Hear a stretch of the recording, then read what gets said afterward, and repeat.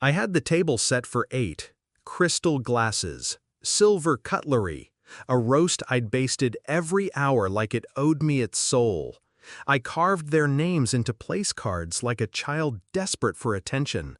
Mom, Dad, Ethan, Claire, me. I waited. The candles burned low. The food went cold. The silence grew louder. At 6:43 p.m., my phone buzzed. A message from Mom. We decided to eat at Ethan's instead. Happy Thanksgiving, hope you understand. No explanation, no apology, just absence, like I didn't exist. I sat there, alone, staring at their untouched plates, the hollow weight of it all pressing against my chest. When I finally picked up my fork, I couldn't swallow. Every bite tasted like shame, humiliation, years of pretending I wasn't invisible. That's when I heard the door creak open. I turned, expecting echoes or pity, but it was Grandpa. He looked around the room, at the cold dishes, the empty chairs, and finally at me, still dressed like the perfect host, mascara smudged from holding it together too long. He walked over slowly, took the seat beside me, and said, "They were never coming, sweetheart. Not to this table. Not for you." I blinked. What? He reached into his coat, pulled out a folded letter, and slid it across the linen cloth. "I wasn't supposed to show you this, but I'm too old for lies. It was from my mother, dated 3 weeks ago. Dad, please make sure Thanksgiving plans are at Ethan's. It's more convenient, and it's better if my name celebrates on her own. She makes things tense." I read it 3 times. Tense? I wasn't dramatic, I wasn't demanding. I was the one who remembered every birthday, every appointment, every little detail no one else had time for. Yet I was always too much, too thoughtful, too quiet, too eager to belong.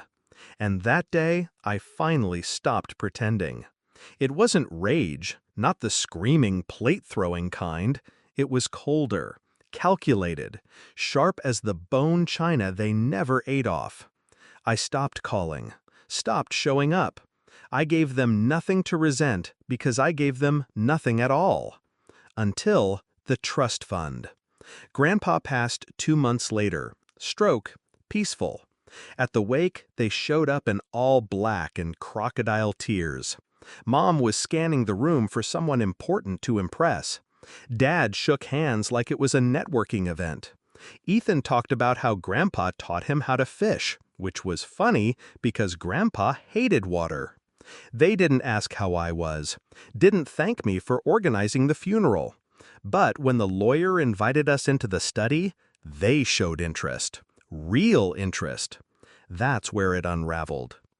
Per the will, all assets, including properties and the $3.2 million trust, are to be inherited by my name. Silence. Mom blinked like she didn't understand English. Dad cleared his throat. Ethan laughed, actually laughed, then said, "That can't be right." The lawyer calmly slid over a notarized document. Grandpa's handwriting was clear. To the only person who ever sat with me when no one else would. They turned on me like dogs sniffing blood. Mom accused me of manipulating him. Ethan said I must have forged it. Dad, who hadn't looked me in the eye in years, told me I was being selfish. Selfish. I didn't yell. I didn't flinch. I reached into my bag and pulled out a USB. Here's a video of Grandpa recording the will. Date stamped. Witnessed. Legal. Also, here's a copy of the Thanksgiving message Mom sent, just in case we're rewriting history. The room froze. Then Ethan snapped, "You think money makes you better than us?" I smiled, slowly. "No, but it does mean I never have to sit at your table again." A month later, I heard they were applying for a home loan. Big house. Bigger ego. Ethan's startup was failing quietly, and their current mortgage was underwater. problem was, the bank needed a guarantor.